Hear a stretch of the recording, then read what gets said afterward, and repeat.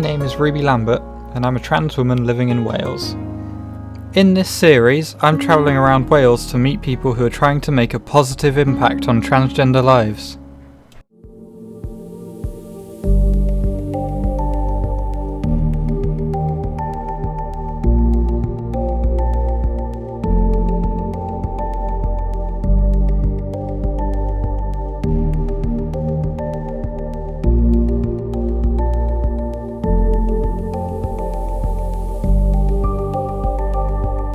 Today we're still in Cardiff, so I can find out more about the Queer Emporium.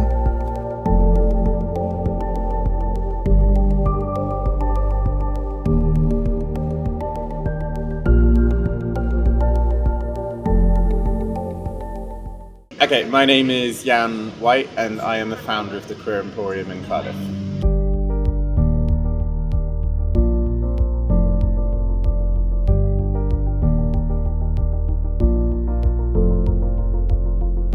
So the Queer Emporium was really set up as it was a pop-up for 4 weeks originally, and it was set up for Pride Month because there's so many brands that whack rainbows on like water bottles and then sell them at a hiked up price. Often they're claiming they give some money to charity, and then you read the small print and it's a multi-million pound company where they've capped their donation at £5,000. And then you're like, well, that's nothing. It's literally nothing to them. So I was just kind of like, we could do something better here. And I'd met several different business owners from the community at market stalls when I was running them during lockdown. So I realised that collectively we could do something where we could do something for the community, but also at the same time giving back to the community. And it just made a lot more sense than the setup we've got at the moment for Pride Month. So that was the original idea. And then it kind of took off and it was really popular, and then Morgan Quarter, who are our landlord, said, well, do you want to stay for a bit longer, and you can do the whole summer and then you'll be here from Pride Month to Pride Cymru in August. So I jumped at the chance to be able to do that, and then halfway through that they were like, do you want to just stay, because it's like going really well, and we were in a much better position then and we knew that the model worked. So and we're here now and it's December now, so yeah, it's really exciting.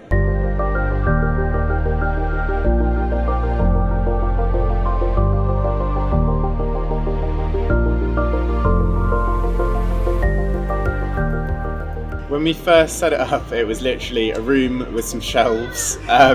We had 2 tables. One had our coffee machine on, and the other one was our cash desk. And both those tables were on trestles, like IKEA trestles. So it was literally like, it was nothing. It was so bare and it was so empty. And then over the 6 months, we've built it out into we've got a full cash desk with a coffee bar bit now.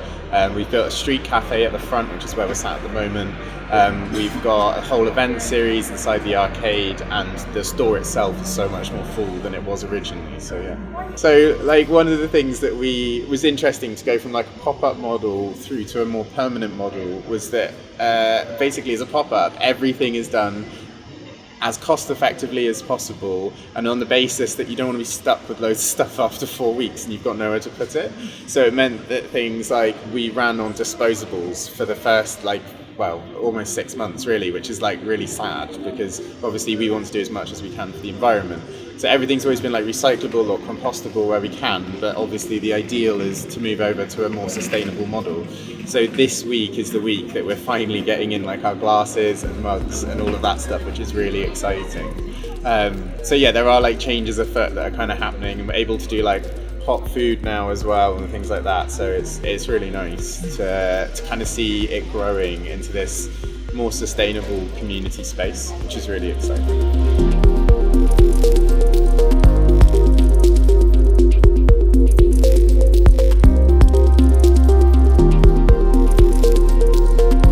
We've got a whole event series program. We probably average at doing them about 3 out of 4 weekends a month.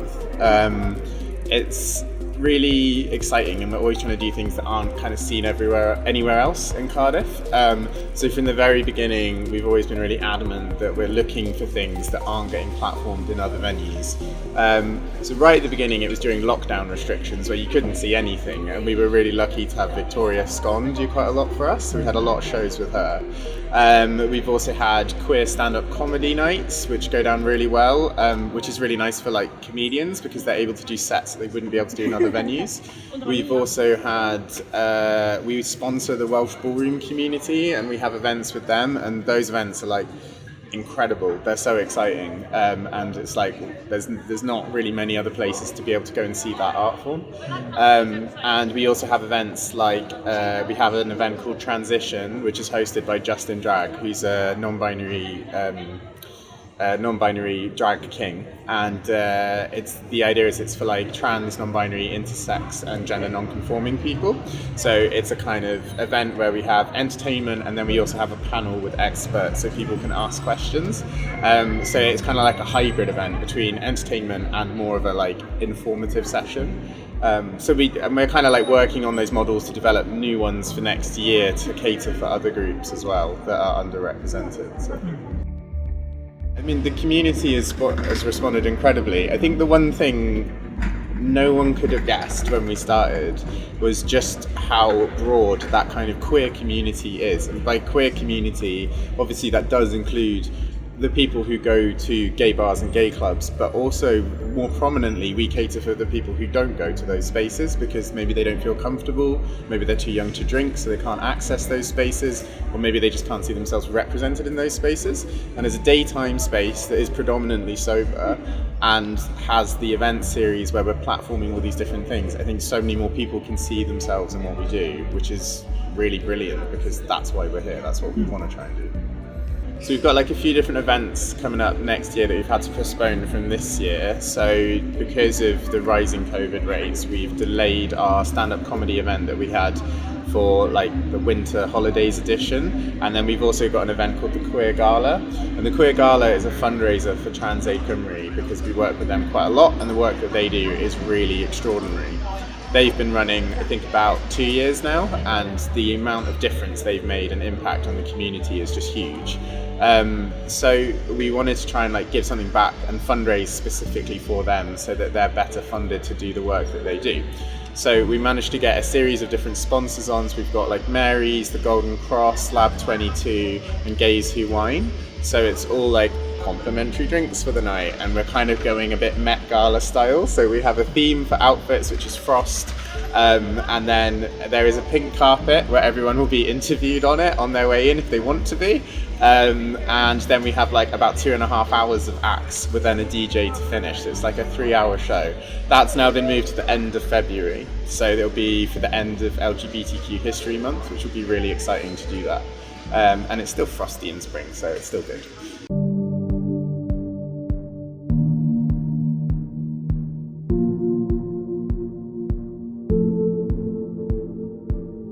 We've got like 20 vendors. I guess that's quite an interesting thing. So we kind of represent all different aspects of the community with our vendors, which is something that we tried really hard to do to make sure that it was like a really nice cross-section of the community who gets stocked in here.